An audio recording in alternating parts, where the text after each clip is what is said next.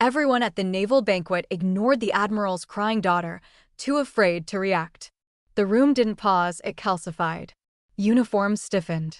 Forks froze midair. Eyes looked anywhere but at the trembling child. The protocol was unspoken but absolute. Don't interfere, especially not with Admiral Sean Richardson's family. But one woman, a civilian waitress in a navy blue uniform, broke that rule. Sharon McLain didn't hesitate. She knelt, took a white linen napkin from her apron, and wiped the little girl's tears with careful, mothering hands. No one knew that one simple act, so gentle it barely rippled the air, would ignite the unraveling of one of the Navy's most deeply buried secrets. The chandeliers above the Arlington Naval Estate Ballroom flickered softly in crystal symmetry, each one shaped like a starburst of authority. Beneath them, everything gleamed: medals on dress whites, polished silver cutlery, and the endless conversation of people who'd traded real war for cold diplomacy. Sharon moved through the crowd like vapor, refilling glasses, clearing trays.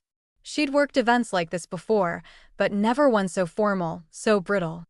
She'd been told not to speak unless spoken to, never linger at the officers' tables, and never, ever draw attention to yourself. More wine for table 6. Keep your eyes down. Ignore the politics. She obeyed. That was the job. That was survival. But when she heard the stifled sob near the Admiral's head table, when the soft, fractured cry sliced through the naval hymns and dinner music, she looked. A girl sat alone at the velvet-draped table, no older than 8. Her dark curls clung to damp cheeks, her small white-gloved hands fisted around her napkin. She wore a crimson dress with a satin ribbon at the collar, far too fancy for someone so heartbreakingly fragile. Her lower lip quivered as silent tears streamed down her face. And no one moved. Not the officers, not the commanders' wives. Not even the Admiral himself. Sharon didn't think. If she had, she would have stopped herself. She stepped away from her tray and crossed the floor. Conversations fell to whispers. Someone called her name too late. She knelt beside the girl, offered a soft smile, and touched her face with the folded napkin. "It's okay," she whispered. "I see you." The child flinched, then leaned in, eyes searching Sharon's face like she recognized something. A voice thundered behind them. Sharon turned slowly. Admiral Sean Richardson stood in full dress whites, jaw tense. His eyes, cold and commanding, locked on Sharon. Then, for a flicker of a moment, they changed. He knew her. Or thought he did. And Sharon, still holding the girl's hand, stared back. She didn't salute. She didn't look away. Because sometimes, the bravest thing isn't defiance. It's compassion. And what none of them knew, not the officers, not the Admiral, not even the child, was that Sharon McLain wasn't just a waitress. She was a witness. To the last hours of a mission they all buried. To the final words of the Admiral's wife. To the kind of truth that never stays quiet forever. Before we continue, like this video and comment where you're watching from. Your support helps us bring more exciting stories that you won't want to miss. The Admiral's daughter clung to Sharon's hand like it was the only real thing in the room. People were staring now, some whispering, others too stunned to speak. Sharon didn't let go. Not even when she heard the unmistakable click of polished shoes approaching from behind. Not even when the man in dress blues cleared his throat and said, "Ma'am, I'm going to need you to come with us." She looked up slowly, unsurprised to see naval security flanking her like shadows that had been waiting all night. The taller officer kept his voice low, courteous, but clipped. "This way, please." Admiral's orders. Sharon nodded once, brushing a hand over Erica's shoulder. "I'll be back," she whispered. Erica didn't cry this time. She just watched, eyes too wide, too old for her age. The crowd parted like oil, silent as Sharon passed through. Some guests turned away. Others didn't bother pretending not to watch. They took her through a side hallway gilded with portraits of forgotten admirals and cold chandeliers that lit nothing warm. The private room they entered smelled of leather and old wood polish. 2 chairs faced each other across a low glass table. There was a pitcher of water and a single file already waiting unopened. Sharon remained standing. The taller officer shut the door and stood beside it like a statue. The younger one finally spoke. "You caused quite the scene." "I comforted a crying child," Sharon replied evenly. "If that's a scene, maybe you're at the wrong kind of party." He didn't smile. Neither did she. "Let's skip to it," she said. "Is this an interview or an interrogation?" The silence that followed was answer enough. She sat. Her hands were steady, her spine straight. This wasn't her first time in a room like this. The last time, she'd walked out with her career in ashes and a sealed envelope she wasn't supposed to keep. But she'd kept it anyway. They started with questions. Name, occupation, how long she'd been working events for the catering agency, how she got assigned to the gala, whether she had any prior knowledge of who would be attending, and whether she had ever served under Admiral Sean Richardson. That was the first time her expression shifted. Just a flicker, a twitch of the jaw. "Yes," she said. "I served under Admiral Richardson. But that was before he was promoted. Back when we called it Operation Ferris." The younger officer blinked.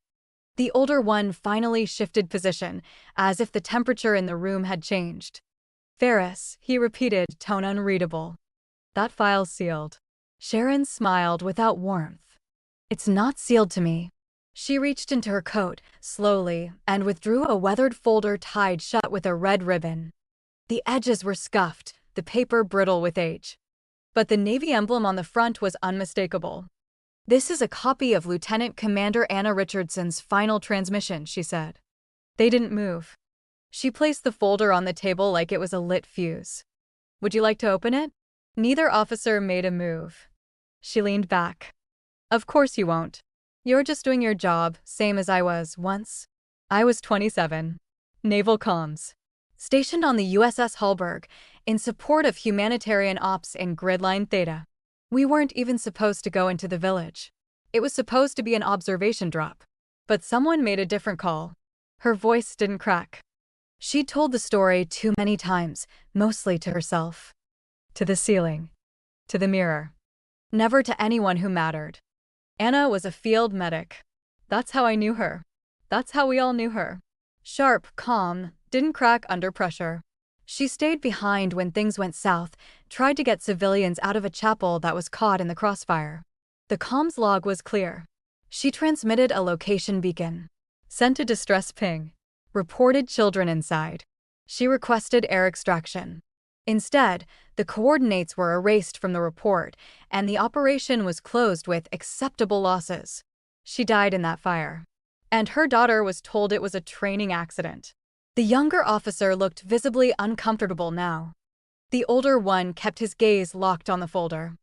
"Why do you have that document?" he asked. "Because I recorded it myself," Sharon said. "Because I kept it. And because someone had to." He shifted again, subtly. "I want to speak to the Admiral," she said. "I doubt he wants to see you right now," the younger one muttered. "Oh, he'll see me," Sharon said. "Because he knows I'm the only one who remembers what really happened." She stood. They didn't stop her. As she turned to leave, the older one said, "You were dishonorably discharged." "No," Sharon said over her shoulder. "I was medically dismissed for emotional instability right after I asked to testify before the Incident Review Board." The hall was colder than she remembered. The walls echoed her footsteps like they resented being walked by someone with truth in her pockets. She didn't care.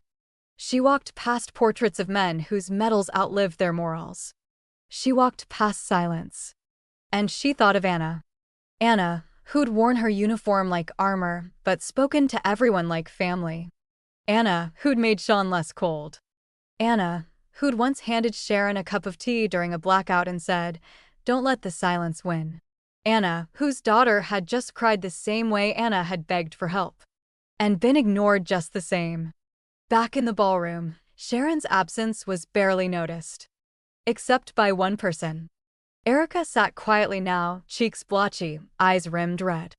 She held the napkin Sharon had used, still clenched in her little fist. She hadn't spoken since Sharon left. Admiral Richardson stood stiff at the head table, back straight, eyes locked on the far wall. But anyone paying attention would have noticed the vein pulsing at his temple. or how his hand had curled into a fist, or how he hadn't touched his wine. Not once. His aide approached with a quiet urgency. "Sir, there's something you should know." Richardson didn't look at him. "She brought a folder," the aide continued. "Ferris." Anna's name was on it. Richardson closed his eyes. He had known. From the moment Sharon knelt beside Erica. From the moment the little girl whispered, "You knew my mom, didn't you?" He'd known who she was. And he'd hoped foolishly that she'd never come back. Ferris was supposed to stay buried, along with the chapel and the truth. But it was surfacing now in his daughter's tears, and in the woman who refused to be forgotten. Sharon waited by the service entrance, coat in hand, folders still tucked beneath her arm. She didn't expect gratitude. She didn't even expect safety. But she expected someone to look her in the eye and answer. And this time, she wouldn't be dismissed with a checkbox and a diagnosis. This time, she had a child's voice echoing her own memory. This time, she wasn't alone. She reached into her coat and touched the edge of the transcript. "Don't let the silence win," she whispered. The ballroom doors opened behind her. She turned slowly. It wasn't security this time. It was Admiral Sean Richardson. And he wasn't wearing his medals anymore. The door closed behind them with the weight of something old and unfinished. Richardson said nothing at first, just walked to the far end of the room and poured a glass of water with the same precision he once used to issue orders. Sharon stayed near the entrance, folder clutched under one arm, the silence between them a chasm neither wanted to cross. When he finally turned, his expression was blank, not angry, not wounded, just empty in the way only trained men become. "You shouldn't have come," he said flatly. "You shouldn't have lied," she replied. Richardson's jaw twitched. "This isn't about me," he muttered. "Then who is it about?" Sharon stepped forward. "Because it sure as hell isn't about Anna." His silence confirmed everything. "You erased her," she continued, voice tight but low. "From the mission logs. From the reports. From your daughter's bedtime stories." "I kept her alive," Richardson snapped suddenly. "In memory. In legacy." "No, Sean. You kept her quiet." He turned his back on her, but not before she saw it, the flicker of something raw behind his eyes.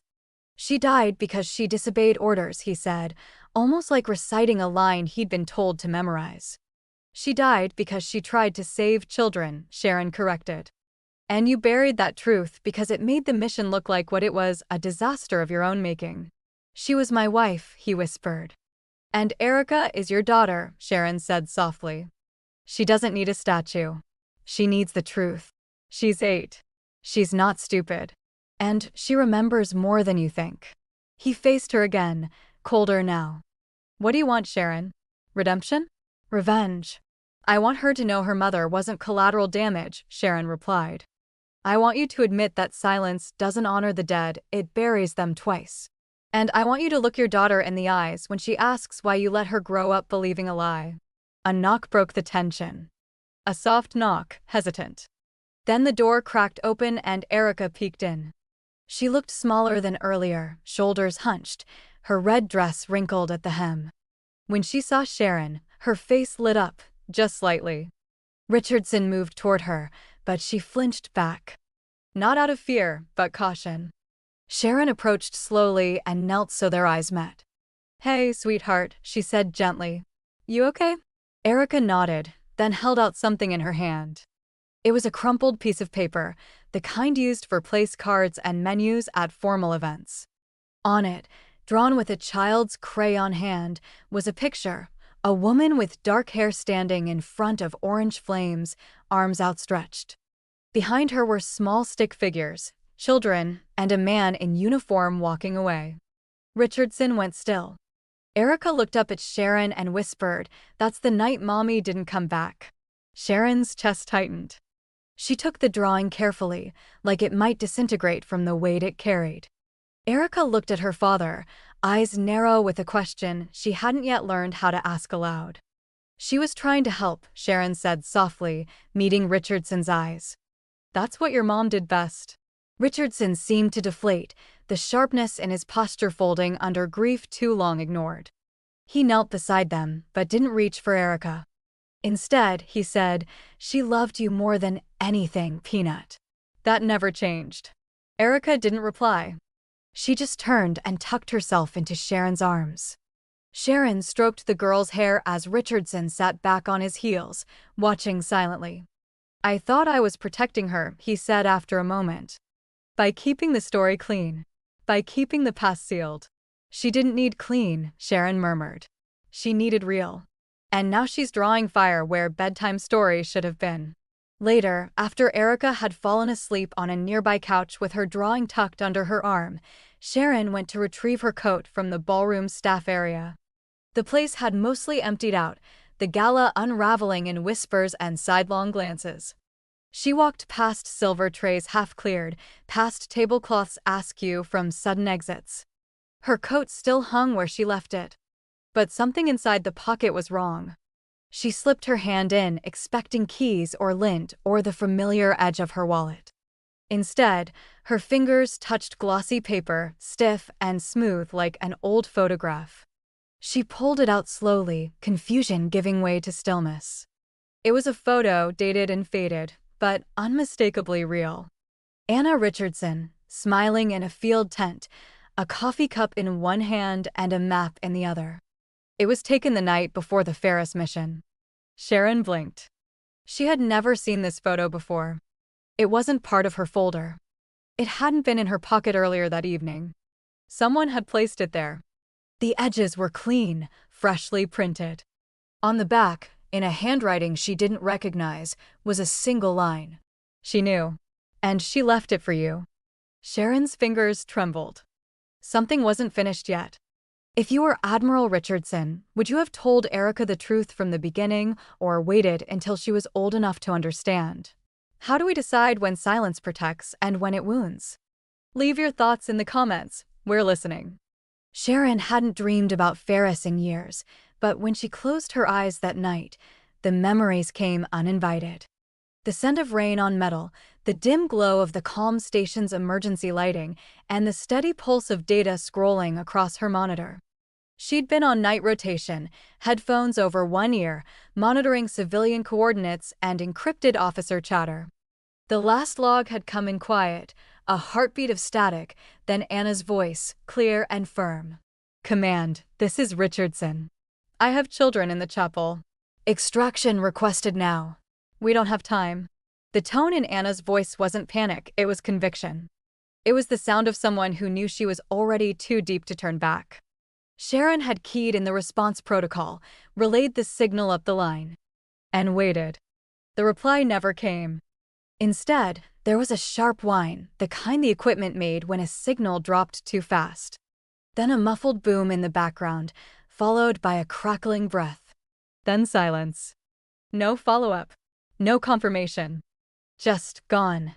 She'd logged it. Marked the timecode. Filed the recording. And hours later, been told it didn't exist. Wrong frequency, they said. No such message came through. Her stomach turned even now remembering it. They'd wiped the system clean before the mission debrief. Every file, every backup. Gone like it had never happened. But Sharon had already made a copy. Now, in the cold morning after the gala, that memory pulsed louder than ever. She sat on a bench near the garden, the photo from her coat pocket still clenched in her hand. Anna's smile stared up at her, framed by canvas and field reports. "Who gave this to me? Why no? And who else remembers?" She didn't have to wonder long. A familiar figure passed by the edge of the stone path, a man in a civilian coat with too straight posture to be truly retired. Commander Denton. Once second in command during Ferris. Now supposedly teaching ethics at the Naval Academy. "Commander," she called, standing. He paused, back stiffening. When he turned, the color drained from his face. "McLain," he said cautiously. "I didn't know you were still in the country." "I didn't know ethics professors walked like they were still carrying rank," she said. His mouth tightened. "I'm not looking for trouble," he muttered. "You already found it," she said, stepping closer. Let's talk about Ferris. Not here. There's no better place, Sharon said. You were there. You heard the last call. I didn't. You were on backup comms. You rerouted her transmission. I traced the override myself. Denton's eyes darted toward the building. I don't know what you think you're doing, he said lowly, but you need to stop. Why? Because Ferris was a mess. But exposing it now won't fix anything. It might fix the lie. Denton's expression shifted fear, then guilt. She wasn't supposed to be in the chapel, he said quickly, too quickly. She deviated from orders. She was trying to save kids. She disobeyed direct command, Sharon. Sharon stared at him, disgust building. And you think that justifies abandoning her? Denton hesitated, then shook his head. No, he whispered. But we all knew someone had to be the fall. Then he walked away. Fast. Almost like he was afraid she'd say the name again. Ferris. The ghost they all carried, but no one ever spoke aloud. She didn't follow him. She didn't need to. Cowards always ran. She turned instead toward the Admiral's wing of the estate, the photo tucked back into her coat. There was one more truth she needed confirmed. Inside, the corridors were quiet. Too quiet. She passed two aides who avoided her gaze. The office door was ajar. And behind it, she saw smoke. Richardson sat at his desk, sleeves rolled, flames crackling in the antique hearth. A small stack of old files rested beside him, pages half-burned, some still smoldering. She stepped in before he could hide it. So that's how you deal with ghosts, she said. By feeding them to the fire. He didn't flinch. He dropped another page into the flame. You want a confession? He said without turning. Fine. I buried it. All of it. But not for me. I did it because I didn't want Erica to grow up knowing her mother died trying to undo my mistake. He finally faced her. And because I thought, maybe if no one spoke it out loud, it wouldn't be real. You think silence is mercy? Sharon asked. I think silence is survival, he answered. Sharon looked at the pile of papers, the smudged names. Someone gave me a photo, she said slowly. One of Anna. Night before the mission. I've never seen it before. Richardson stiffened. I didn't give it to you. I know, she said. And now she knew something else. Someone else had kept the memory alive. Someone in the ranks. Someone close enough to Anna to save her photo and trust Sharon to find it. This wasn't over. Later that night, Sharon brought Erica a book to help her sleep. She found the child already drawing on hotel stationery, legs tucked beneath her. This time, the picture was different. A figure in a red dress, standing next to a woman in uniform. Behind them, a helicopter hovered, but the woman was walking away from it. She was supposed to come home, Erica said without looking up. Sharon crouched beside her, voice gentle. Who told you that? Erica pointed to her temple.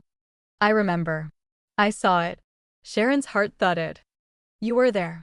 Erica nodded once, slowly. I was in the tent. Mommy kissed me and said, be brave, Peanut.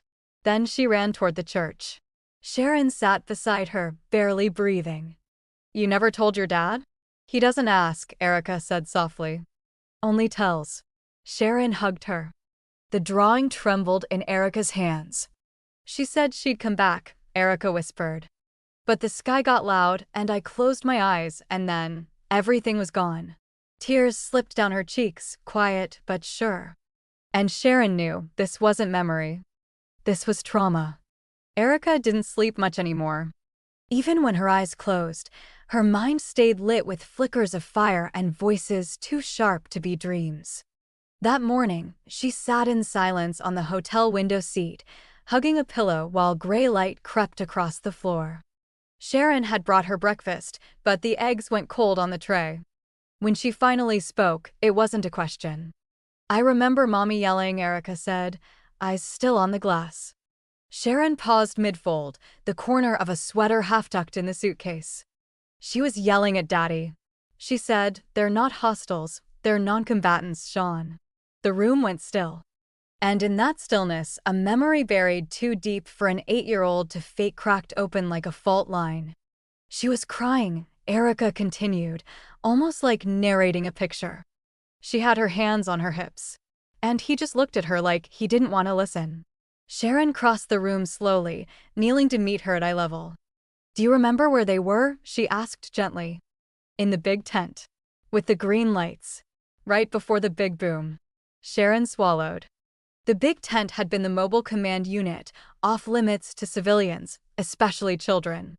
Which meant Erica hadn't just been near the field. She had been inside the conflict zone. And someone, probably Anna, had smuggled her in to protect her. That changed everything. Erica hadn't just lost her mother to war. She'd watched her parents fight over what war had become. And her father had chosen silence. Again. Sharon took a slow breath, brushing Erica's hair back behind her ear. "You did really well remembering that," she said. Erica leaned against her, voice barely a whisper. "Was I bad for being there?" "No, sweetheart," Sharon said. "You were just a kid in the middle of something too big." Down the hall, Admiral Richardson stood by the door, frozen in place. He hadn't meant to eavesdrop. But he had heard every word. Especially the one that cracked him open. Non-combatants. That word hadn't left his mouth in years. But Anna had used it like a prayer over the radio, in her reports, in the heated moments that defined her. He'd called them liabilities. She called them lives. And now his daughter had remembered it, word for word. Later that day, Sharon sat alone in the hotel lounge with a manila envelope in her lap and a cup of lukewarm coffee beside her. The man across from her stirred cream into his tea, glancing around like someone who didn't like being seen in the same place for too long. His name was Milo Kensley, journalist, veteran, and one of the only people who hadn't stopped picking at Ferris after the story vanished. He'd always said it would surface again. Now it had a face. And that face belonged to Erica. They classified the wrong thing, he said without preamble. It wasn't the casualty count or Anna's death. It was what Ferris was covering for. Sharon narrowed her eyes. "What do you mean?" "It wasn't a rescue mission. It was a test site." Milo leaned in, voice low. Ferris coincided with a prototype weapons demonstration, experimental ordnance developed by a private contractor. Unstable tech. Supposed to be cleared for detonation zones only. But the timeline overlaps with when Anna went missing. And your records match the heat signature the satellite picked up just before the blackout.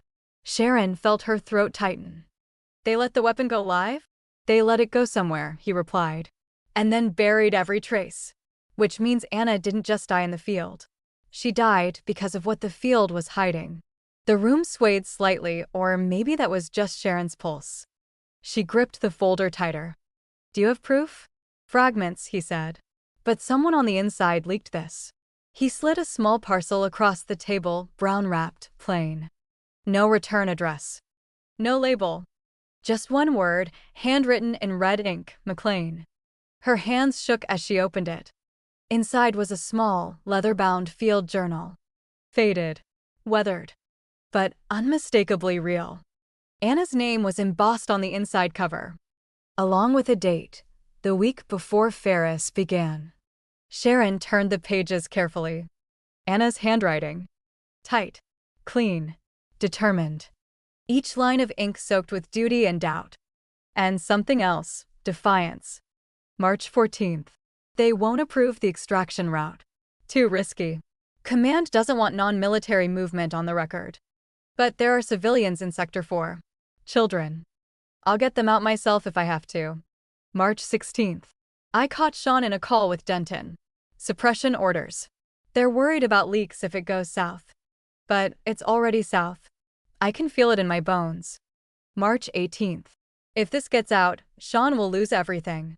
Maybe that's why he won't stop it. I love him, but I won't let him bury the truth under protocol. Sharon flipped faster now, her breath shallow. One page had been blacked out, redacted with heavy strokes of ink. She held it up to the light. The shadows revealed faint impressions beneath. She rubbed gently with the side of a pencil. The name appeared like a bruise underwater. Sean authorized suppression. The air left her lungs. There it was. Not speculation. Not memory. Proof. That night, She stood outside Richardson's office, holding the journal like a live wire. He was inside, back straight, eyes bloodshot from too many nights of too little sleep. When he saw what she was holding, the last bit of color drained from his face. "You read it," he said hoarsely. "I didn't have to," Sharon replied. "She wrote it for me." He didn't deny it. He didn't even try. He just sat down, like his body couldn't carry the weight anymore. "I thought it would die with the mission," he whispered.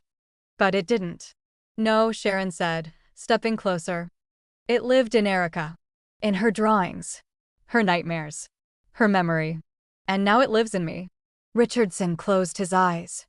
For the first time, they didn't look like the eyes of an admiral. They looked like a man haunted by the echo of the woman he failed to protect and the truth he'd failed to tell. When he finally opened them again, he didn't speak. He just nodded. Because there was nothing else to say.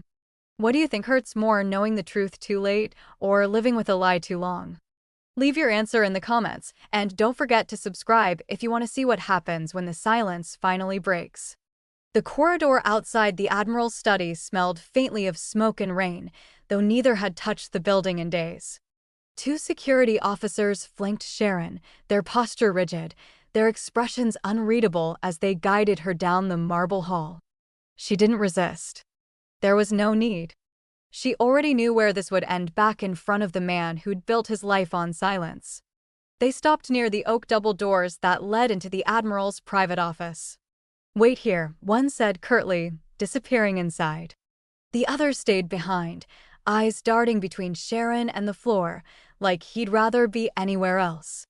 Sharon folded her arms and waited, the weight of Anna's field journal heavy in her coat pocket.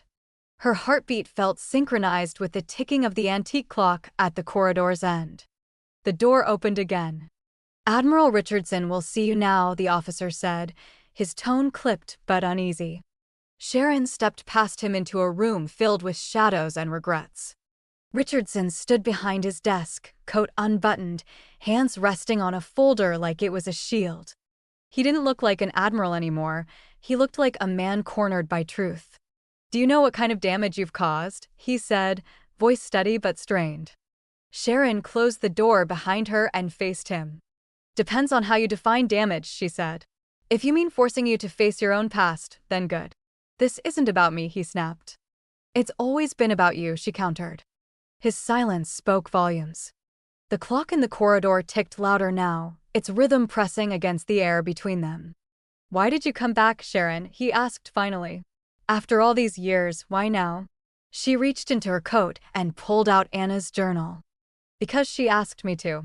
She dropped the journal onto his desk with a soft thud. For a moment, neither moved. Then Richardson's hand twitched, not toward her, but toward the book. He hesitated before opening it, his thumb brushing across Anna's handwriting. When he read the first line, his shoulders stiffened. Sharon stepped closer. "She wrote about the suppression order," she said quietly.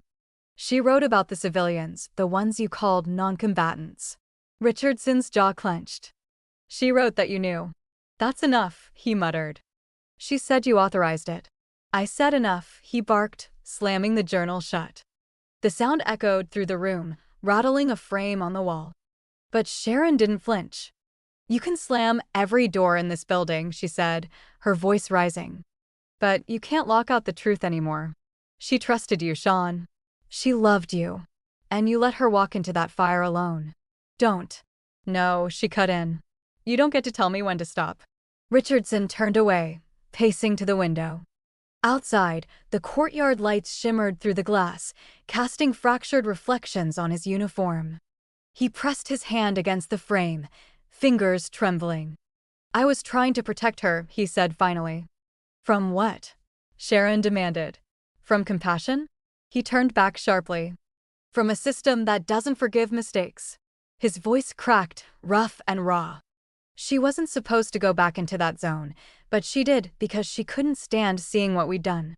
If I'd admitted the operation failed, it would have destroyed every life tied to it.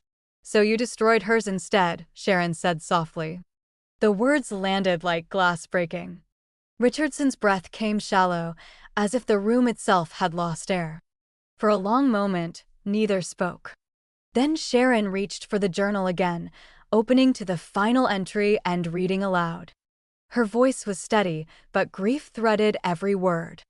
If Sean ever finds this, tell him I didn't go back because I wanted to be right. I went because someone had to choose mercy over order. And if I don't make it back, I hope one day he remembers what we used to fight for. Anna. Richardson's hand dropped to his side. He looked older now, not in years, but in weight. That transmission never made it through, he whispered. I know, Sharon said. Because someone erased it before it did. She closed the journal and stepped back. Something moved behind the half-open door. Sharon's eyes flicked toward the shadow, heart tightening. A small gasp followed, barely audible but unmistakable. Erica stood there, her tiny frame caught in the doorway, eyes wide, trembling. She had heard everything. Erica, Richardson said, voice breaking. But the girl didn't move. Her lip quivered as she clutched the edge of the frame. Is that why she never came home? She whispered. Because you let her go? Richardson froze, the color draining from his face. No, he said weakly. No, it's not that simple. It sounds simple, Erica said. Mommy tried to save people. You stopped her. Her words sliced through him like a blade. Sharon stood still, letting the silence do what truth could not force him to look at himself. He crossed the space between them in 3 strides and knelt in front of his daughter. She was brave, he said softly. Braver than I'll ever be. She saw light where I only saw risk. And yes, I failed her. Tears filled his eyes, unguarded and real. I failed both of you. Erica didn't answer. She looked at him, really looked, and then stepped back. Sharon wanted to reach out, to say something, but the moment was too fragile, too raw to touch. For the first time, the Admiral who'd ruled rooms with his silence couldn't find a single word to defend himself. Only the truth remained between them now, heavy, alive, and finally heard. The clock in the corridor struck midnight. Its echo rolled through the hallway, carrying the last thread of restraint out of the room. Richardson bowed his head, whispering something so quietly that only Sharon caught it. I'm sorry, baby. But the apology hit the floor like a broken metal, too late, too small, and nowhere near enough. The news spread faster than anyone could contain it. It slithered through crystal wine glasses and between whispered conversations like smoke through keyholes. Did you hear? Someone murmured. She was a comms officer. Said she served with his wife. Said she knew what happened on Ferris. By the time the 3rd dessert tray circled the ballroom, Sharon McLain's name had become a fault line. The guests didn't look at her directly, not yet. They whispered behind champagne flutes, eyes flicking between her and the Admiral's table like spectators waiting for a crash. Even the officers in dress whites avoided her path, stepping aside with just enough grace to disguise it as courtesy. Sharon kept her head up, shoulders squared. But inside, her chest burned with the cold fire of inevitability. It wasn't the attention that stung, it was the way he still hadn't moved. Admiral Richardson sat like a statue at the front of the hall, his daughter absent from his side. He said nothing. He didn't stand. He just watched as security approached Sharon from behind. Miss McLain, said the man on her left, all crisp lines and polite force. I'm going to have to ask you to leave. On whose orders? Sharon asked, already knowing the answer. Event Command, the other officer said, softer. We've been informed your presence is now disruptive. Sharon raised an eyebrow. Truth usually is. The officers flanked her like ceremonial guards escorting someone uninvited to her own history. She didn't resist, not outwardly. She just nodded once, lips pressed into a thin line, and allowed herself to be turned toward the doors. It was a walk of consequence, not shame. And it wasn't over. From the corner of her eye, Sharon caught movement, small, sudden, and fast. A blur of red and black slipping past the polished shoes and silk gowns. Someone was running. Gasps scattered like glass. And then Erica was there, bolting across the ballroom floor, hair flying behind her like the end of a ribbon unspooling. Miss Sharon, she shouted, her voice cutting through orchestras and obligation. Wait, Please. The security officers paused. Erica crashed into Sharon's side, wrapping her arms tight around her waist and burying her face in her coat. A child's grip, desperate, unshaken, in a room full of people too careful to feel. For a moment, no one breathed. Not the diplomats. Not the generals. Not even Sharon. She slowly knelt so they were eye level. "Sweetheart," she whispered, brushing hair from Erica's tear-streaked cheek. "What are you doing?" "I don't want you to go," Erica said, louder now. "Not like that." Sharon glanced at the crowd. Eyes. So many eyes. "What if they make me?" she asked softly. "Then I'll ask first." Erica turned to the room, small but suddenly immense. Her voice trembled but didn't falter. "Will you tell me about my mom?" No one moved. It was the kind of question that cracked every polished lie down the middle. The ballroom stilled, even the string quartet had stopped mid-note. Cutlery froze in midair. A server dropped a napkin. Somewhere in the far corner, a glass tilted but didn't shatter. Time itself seemed to hold its breath. The Admiral stood. Slowly. Deliberately. As if his joints hurt from the weight of what was coming. Every eye turned to him now. He didn't speak.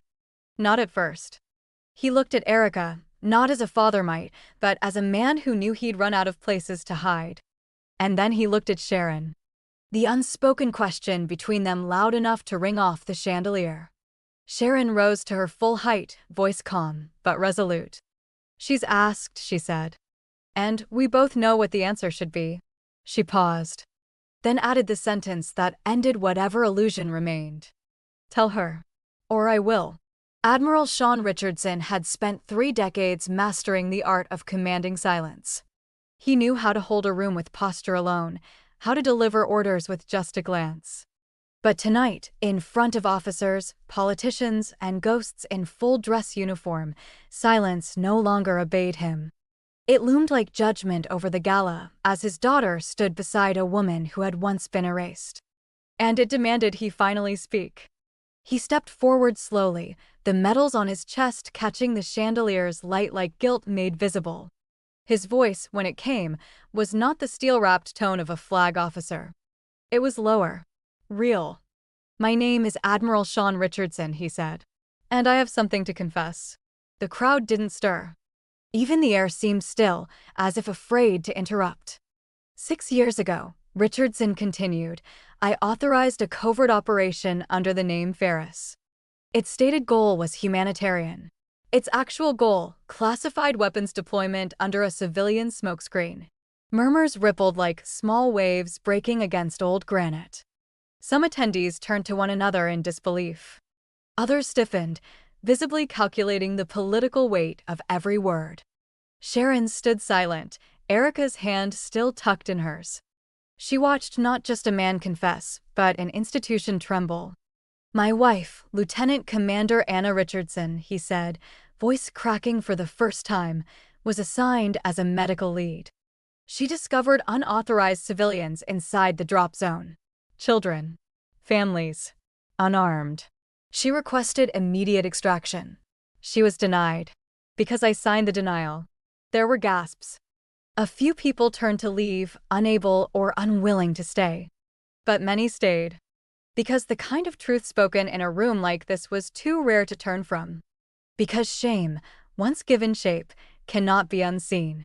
"She disobeyed me," Richardson said, steadying himself. "She led a last-minute extraction against protocol, trying to get them out before the strike. And he paused, hands tightening at his sides. I covered it up.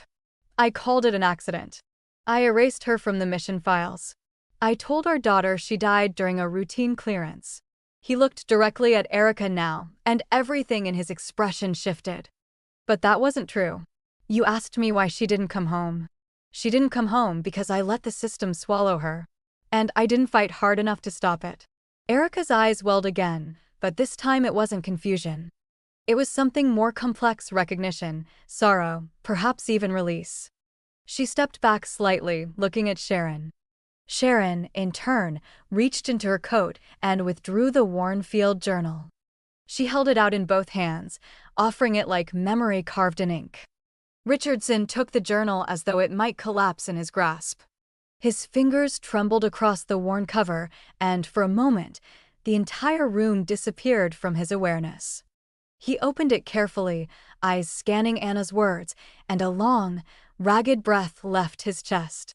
"She wanted someone to remember," he said. "She chose you." Sharon nodded once. "She knew I wouldn't let her be forgotten." He looked up at her. "What do I do now?" "Start over," Sharon said. "If not for yourself, then for her." There was movement near the back of the hall, a rustle of uniforms and low, murmuring agreement. An older captain stepped forward, removing his hat. "She died trying to save people," he said. "She deserves better than redacted footnotes." Another officer followed, then a civilian aid worker. Soon, there was a circle forming, not applause, not ceremony, just a shared quiet that felt like apology. But not everyone stood. Some left in cold silence, unwilling to let legacy unravel this way. Richardson didn't watch them go. His eyes were locked on the girl standing still in front of him. The daughter who finally saw her father without armor. "I should have told you everything," he said to Erica. "Not today. Not like this. Not when it cost us years." She didn't say anything at first. She simply walked forward and placed one hand on his chest right over the medals. And then, slowly, she hugged him. It was not the kind of hug that forgave everything. It was the kind that said, "I see you now. And maybe one day I'll understand." Richardson's hand settled awkwardly on her back, and his breath hitched once before steadying. "You deserve better than the man I was," he said. Sharon watched them with a quiet ache in her chest, grief and relief braided together. A young officer approached her from the side, clipboard in hand. "Miss McLain," he said, "on behalf of Naval Command, we'd like to formally offer reinstatement. Comms, Field Clearance, Civilian Liaison." Sharon blinked. "You're offering me a return to the thing that tried to erase me?" The officer looked uncomfortable.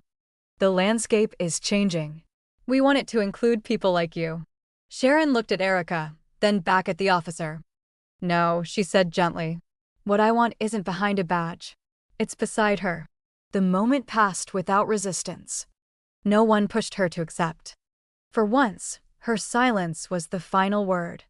The music hadn't resumed, and no one was dancing, but something in the air had shifted. The kind of stillness that comes after stormlight breaks through clouds. Sharon stepped down from the platform, the journal still open in the Admiral's hands. She was halfway to the exit when she felt a small tug on her coat. She turned to see Erica looking up at her, eyes wide but no longer weighed down. "Can you stay?" she asked quietly. "Just for a while?" Sharon's heart cracked and mended in the same breath. "Yeah, kid," she said, voice thick with warmth. "I can do that." Behind them, the Admiral looked up, his face unreadable, but somehow softer. He didn't speak. He didn't need to. The child had spoken for all of them. Do you believe redemption requires punishment, or simply the courage to stand in the truth, no matter the cost? Leave your answer in the comments. Your story might help someone else write theirs. 1 week later, Admiral Sean Richardson stood before a press podium, stripped of ribbons and rank, wearing only the humility he'd long avoided.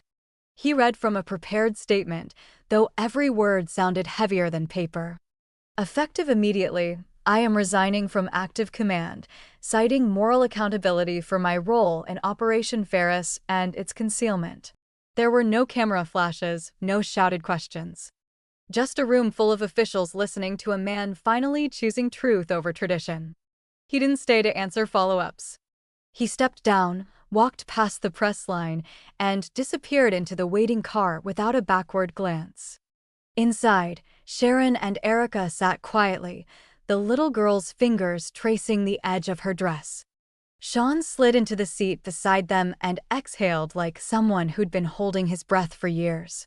Erica looked up at him and smiled, not because he was a hero again, but because he'd stopped pretending to be one. That afternoon, they visited a small cemetery tucked behind a naval chapel rarely used by anyone but families. Anna Richardson's headstone stood under a weeping willow, clean and simple, untouched by medals or false glory. Sharon knelt first, brushing away a few leaves before setting down the journal. Erica placed a single white ribbon around the stem of a rose carved into the stone. And Sean, silent for a long time, reached out and touched her name like it still echoed under his skin. "I should have brought you home," he whispered. "But I buried you instead." In papers, in silence, in guilt. Erica slipped her hand into his. "You brought her back now," she said. "Mommy wanted people to know. And now they do."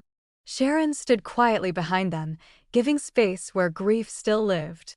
It wasn't closure, not really. But it was a beginning. Erica no longer flinched in her sleep. And Sean no longer barked orders at the people who loved him. Back in D.C., news anchors debated the legacy of a fallen admiral and the potential shakeup it could cause across military command.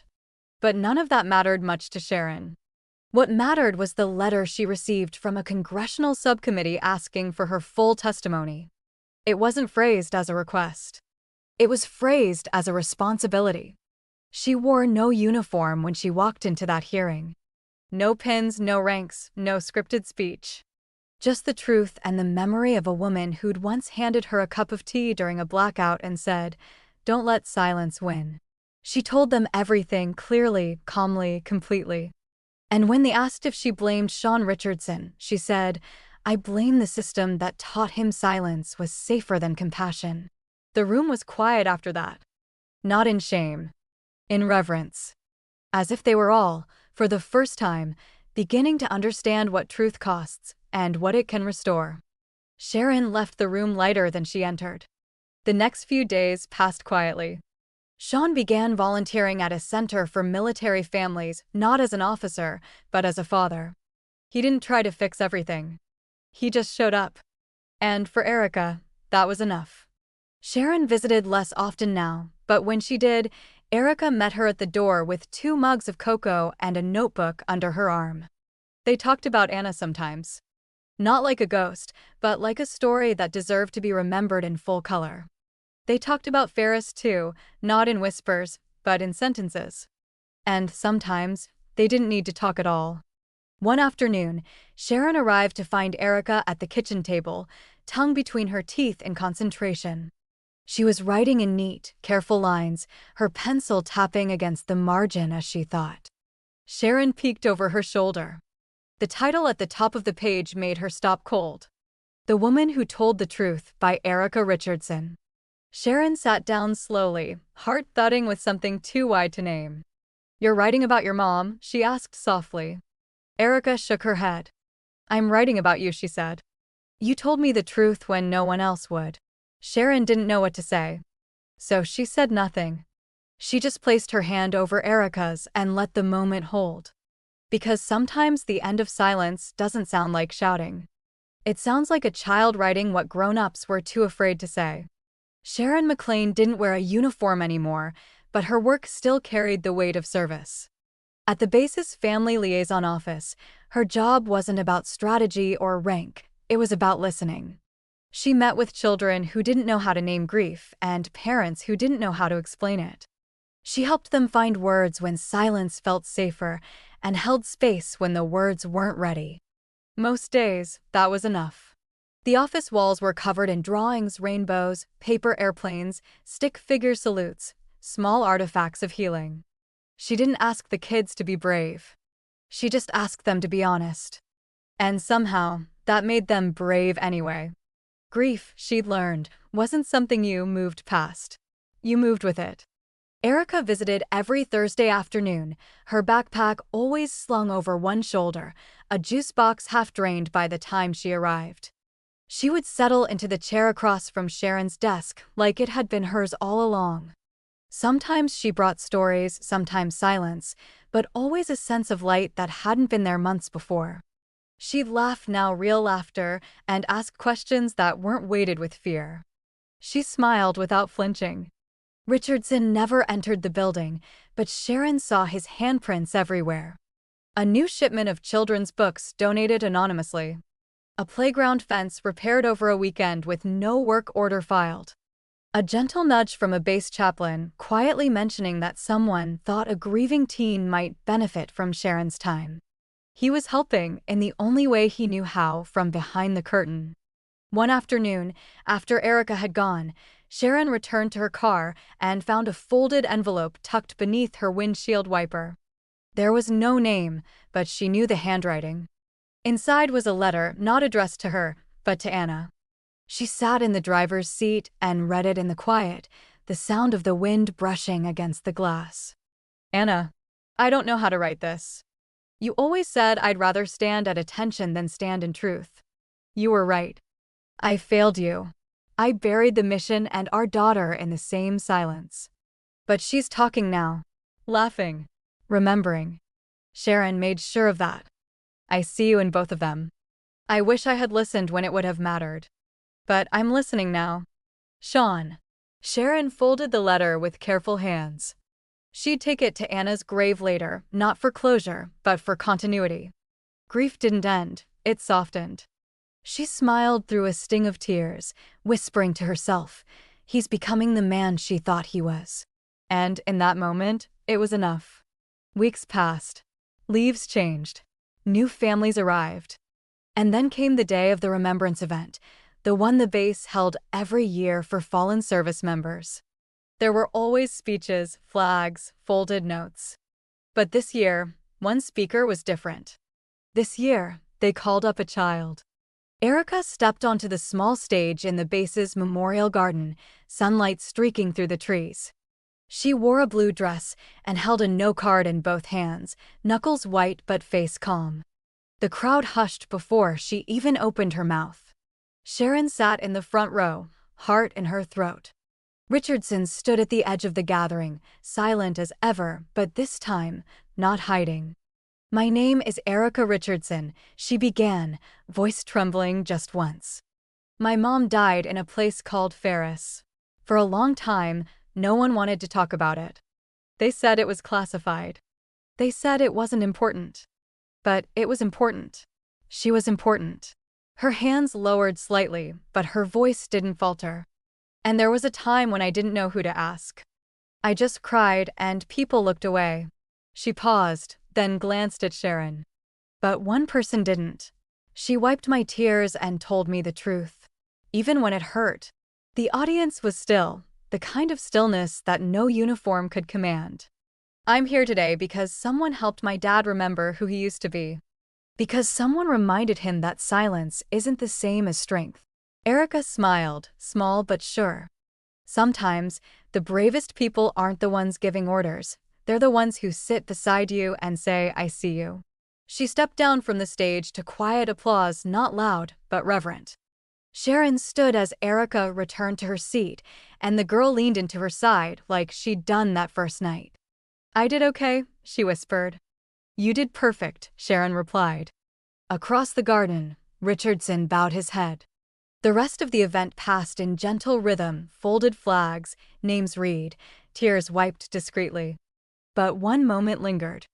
It echoed through the leaves, down the hallways, into corners where grief had once lived unspoken. And long after the speeches ended, it remained. A memory, made loud enough to live. Because sometimes, healing doesn't arrive with ceremony. Sometimes it comes quietly. In letters never mailed. In hands held. In the voice of a girl who was finally heard. The room was full of silence. But that night, someone finally listened. Thank you for listening to this story until the very end. There's another interesting one on your left screen that I think you'll really enjoy.